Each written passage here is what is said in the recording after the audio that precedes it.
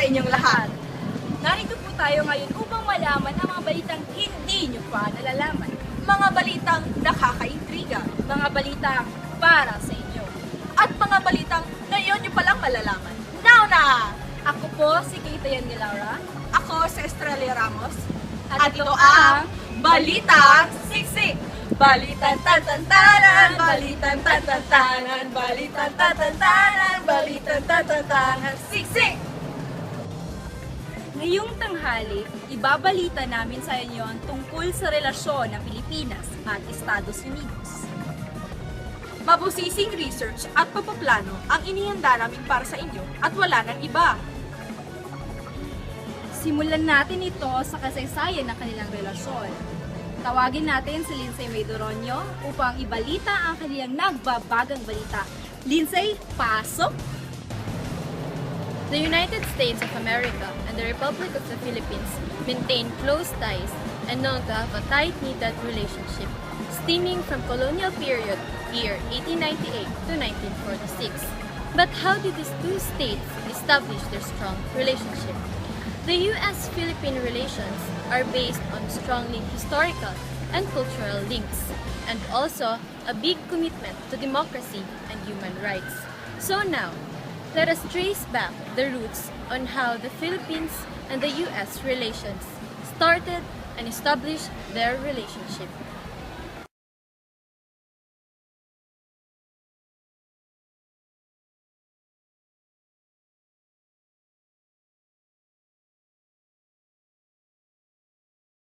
After Admiral George Dewey's defeat of the Spanish fleet at the Battle of Manila Bay in May 1898, the U.S. occupied the Philippines. In the terms of the Treaty of Paris, which officially ended the Spanish-American War, Spain ceded the islands to the United States. A war of revolution which had been waged during the final decades of Spanish rule in the Philippines was reignited after the transition of power from Spain to the United States as the Philippine-American War. The resistance to U.S. rule was led by Revolutionary General Emilio Aguinaldo. After Aguinaldo was captured in 1901 and swore allegiance to the United States, resistance gradually died out until the conflict officially ended with a unilateral peace proclamation by the U.S. on July 4, 1902. The U.S. passed the Tidings-McDuffie Act on March 24, 1934, during the interwar years in the midst of the Great Depression. In 1935, the Philippines became a self-governing commonwealth, with Manuel Quezon as the first elected president of the new commonwealth. Under Quezon's administration, the new Philippine Commonwealth was tasked with preparing their country for eventual independence from the United States after a 10-year transition period. However, the Empire of Japan attacked the Philippines in December 1941, bringing World War II to the Philippines. In May 1942, the remaining U.S. and Filipino forces on Corregidor surrendered to the Japanese and with it the Philippines. U.S. forces under the command of General Douglas MacArthur landed on the island of Leyte on October 20, 1944 to retake the islands. During the war, Filipinos and Americans fought side by side to retake the islands. The fighting continued until the Japanese surrendered in August 1945. Thank you, Lindsay. Dumako naman tayo sa achievements ng Philippines at US. Narito si Charlene Mandaliha nagpapatron. Pasok! Star Ramos. Through the years, the relationship between the United States of America and the Republic of the Philippines had begun when the USA helped the Philippines in pursuing the independence from the colonizers, the Spaniards. So now, let's begin with the creation of the Tidings-McDuffie Law. The government's goal is to help it become more stable and more prosperous nation. The 2011 Partnerships for Growth Statements of Principles reinforce a shared bilateral interest in promoting inclusive, sustainable economic growth in the Philippines. U.S. assistance to the Philippines fosters broad-based economic growth. For example, it improves the health and education of Filipinos, promotes peace and security, advances democratic values, good governance, and human rights, and strengthening the global and regional partnerships. The Department of State, Department of Defense, and the U.S. Agency for International Development programs, especially right now in Mindanao, the conflict-affected areas that aims to strengthen the foundation for peace and stability in the area. UN's assistance, including from the Millennium Challenge Corporation, that seeks to intensify the cooperation and the willingness through a whole-of-government approach, using a wide range of assistance and other foreign policy tools. And lastly, in relation for everyone, the United States has had a Peace Corps program in the Philippines for over 50 years.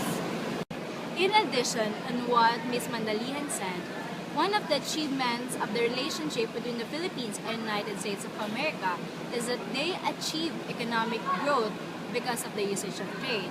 As we all know, the United States is one of the trading partners of the Philippines and traditionally one of the largest Philippine foreign investors. The Philippines is among the largest beneficiaries of the Generalized System on Preferences program for the developing countries. This provides a duty-free access in the U.S. markets. Key exports to the United States are semiconductor devices, computer peripherals, automobile parts, electric machinery, wheat, coconut oil, and animal feeds.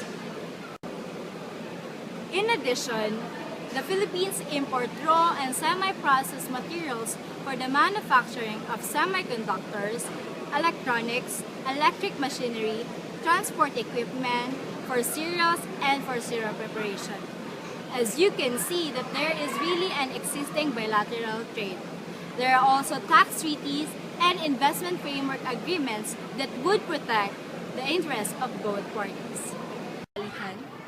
Susunod ang mga challenges at ang future ng relasyon ng dalawang bansa. Don't change your channel kahit wala na kayong ibang channel. Magbabalik ang Balitang Siksik! Balitang tantantanan, balitang tantantanan, balitang tantantanan, balitang tantantanan, siksik! Break muna! Uy! Bago! New Nescafe 3-in-1 Brown and Creamy. Caramelly. Wow! May smooth foam. Kitang mas creamy. Suddenly it's better. Everything seems so new. As yummy! Three in Manang tamis! one. You know! Nagbabalik ang Balitang Siksik! Ngayon, ihahandog naman ang mga challenges ng relasyon ng Philippines at US. Narito si Karen Joy Fernandez, nagpapatrol. Pasok! Thank you, Star. Reassessment by the United States in its alliance in Southeast and East Asia nation continued in the later 1990s in the new threats and challenges in the regional security environment. It was not until the terrorist attack on USA on September 11, 2011 that the urgency of forging cooperation with countries and the region surfaced. Mutual Defense Treaty. What is Mutual Defense Treaty? It is an international agreement obligating the signatories to come to each other's defense in circumstances laid out in terms of trust. Mutual Defense Treaty may be bilateral or multilateral. In the relationship of the Philippines and the United States, both of the nations should help each other if ever the Philippines or the United States may be attacked by external one.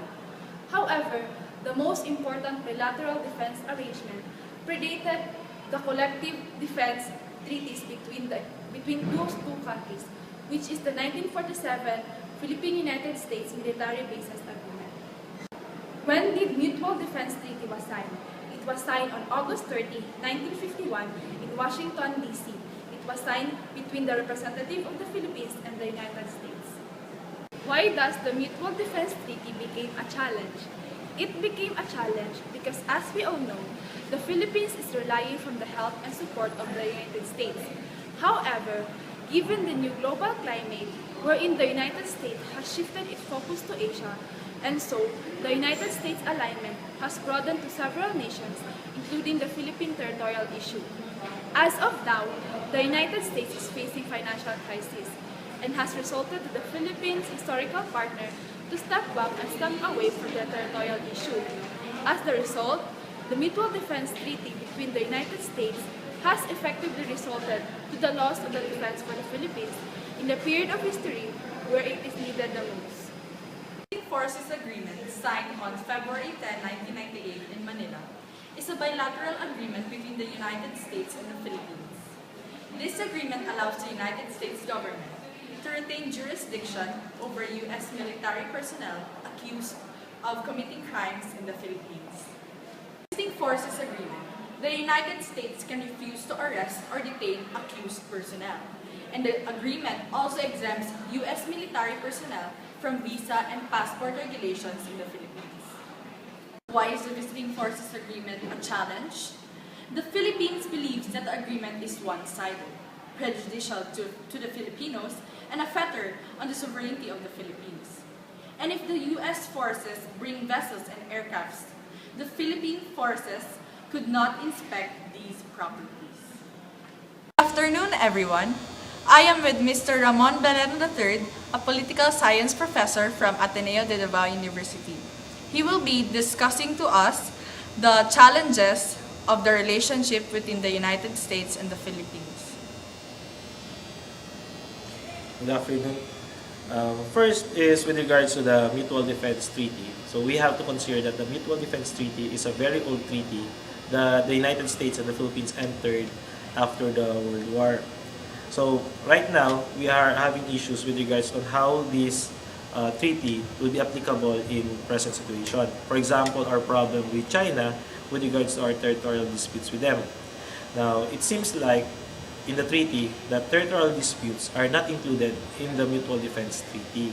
Therefore, if ever there would be conflicts between Philippines and China, then the United States will not be required to be in defense of the Philippines. Now, additional is the Visiting Forces Agreement. The Visiting Forces Agreement is actually similar to rules and regulations on how the American and the Filipino soldiers would perform while in the territories of the host states wherein they conduct military exercises.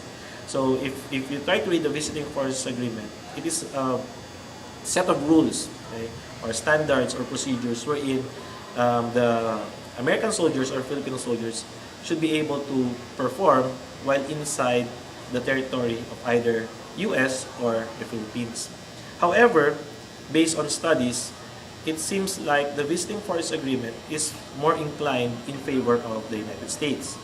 First and foremost is that the Philippines will not have jurisdiction over accused who are members of the U.S. forces for the main reason that we only have limited jurisdiction.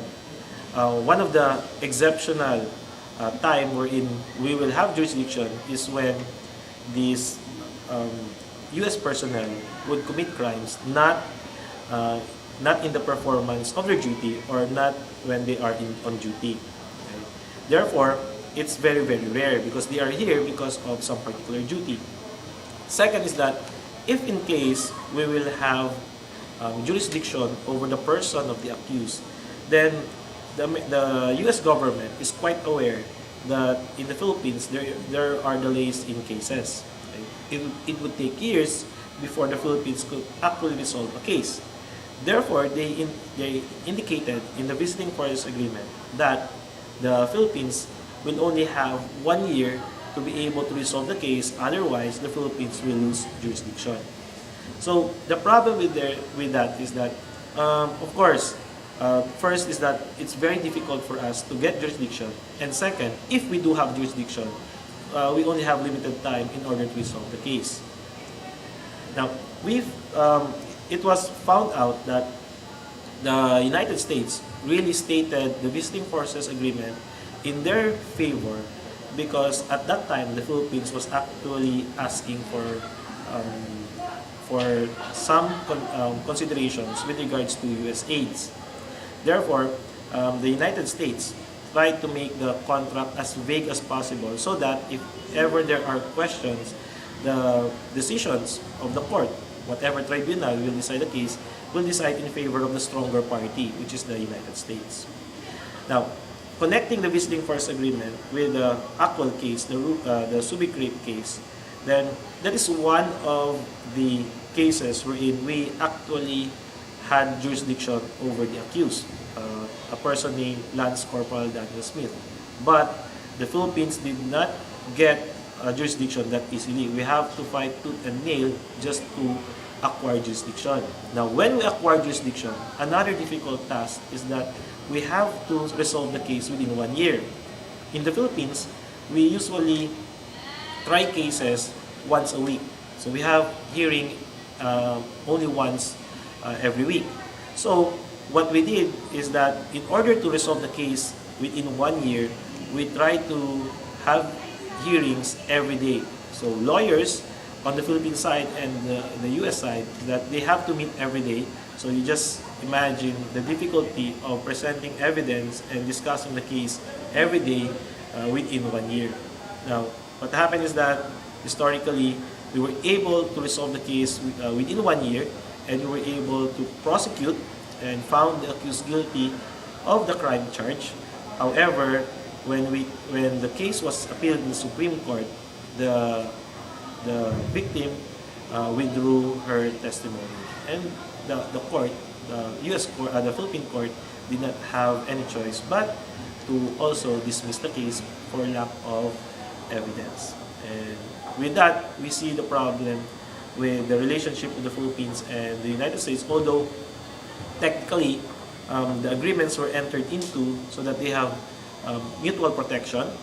But as we try to study the laws, the agreements themselves, we found out that the agreements were more in favor of the United States rather than the Philippines. So, and you will notice that many of the military exercises are done in the Philippines, in the Philippine soil, and almost none in the U.S. soil. Therefore, mostly victims are in the Philippine side rather than the American side. Napag-alaman na natin ang mga challenges at achievements ng dalawang bansa. Ano nga ba magiging future ng relasyon ng dalawang bansa? Narito si Mia Malaluan, nagpapatrol. Pasok, Mia! Thank you, Kate.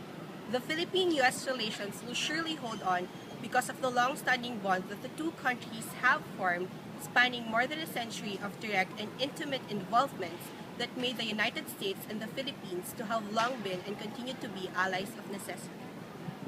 Keeping the current strategic relationship in mind, the Philippine-U.S. relations is necessary in achieving both states' current security interests, and that this bilateral relationship will continue to be necessary in the future. Not only is U.S. significant to the Philippines, but the Philippines is significant to the U.S. as well because of the growing importance of the Asia-Pacific region to U.S. interests and the Philippines' role to Obama administration's pivot to Asia. One concern is the territorial dispute in the South China Sea or West Philippine Sea over the Spratly Islands and other surrounding islands. As China continues to challenge the Philippines in the South China Sea, the Philippines is reaching out to the U.S. military for tighter cooperation and even a semi-permanent presence in the former U.S. base in Subic Bay. Lastly, the upcoming trip of President Barack Obama to the Philippines this October just indicates that the ties between these two countries are getting stronger and tighter as years pass. In President Obama's visit to its fifth Asian treaty ally, the Philippines, it is said that he will be meeting President Aquino to discuss ways to further strengthen the enduring Philippine-U.S. alliance, including an expansion of our security, economy, and people-to-people ties. Also, Obama's visit comes as Washington and Manila negotiate an agreement that will allow increased rotational presence of American troops in the Philippines and give them wider access to the country's military bases. For what surely won't be the last time, the United States and the Philippines are finding their relationship inseparable from their interests. That is all for the future of the U.S.-Philippine relations. Back to you guys. And I am again with Mr. Ramon Beleno III, who will give his insights about the future of the relationship between the United States and the Philippines. Thank you, Mrs. Gumban. Anyway, we think that there is a great future on the relationship of the United States and the Philippines. Especially that next month, of course, we all know that President Barack Obama will be visiting the Philippines. That's one great indication that there's still this strong tie between the Philippines and the United States. Another is that the United States see the Philippines as an important partner within this area, in this region of the Pacific and in Asia, is because of the growing concerns on China. And the Philippines is a strategic place wherein the United States can actually monitor or even influence China with regards to its foreign policy. So I think the Philippines is one major partner in China in the United States trying to monitor the influence of China. And together with Japan, I think Japan, the Philippines, and the United States will work more in the future. And I think there's growing concerns over this area since it's found out in one of the studies that were conducted that it's in this area where there were a massive increase of arms trade. So I think it's a growing concern for U.S. and because of this concern, U.S. will work more with the Philippines. So with that, I think that there will be more ties with Philippines and the United States in the future. Thank you! Narinig niyo na po ang tungkol sa Philippine-US relations from the past, present, and future. Maraming salamat po sa inyong lahat sa pagsusubaybay ng Balitang Siksik! Balitang tatantanan, balitang tatantanan, balitang tatantanan, balitang tatantanan. Siksik!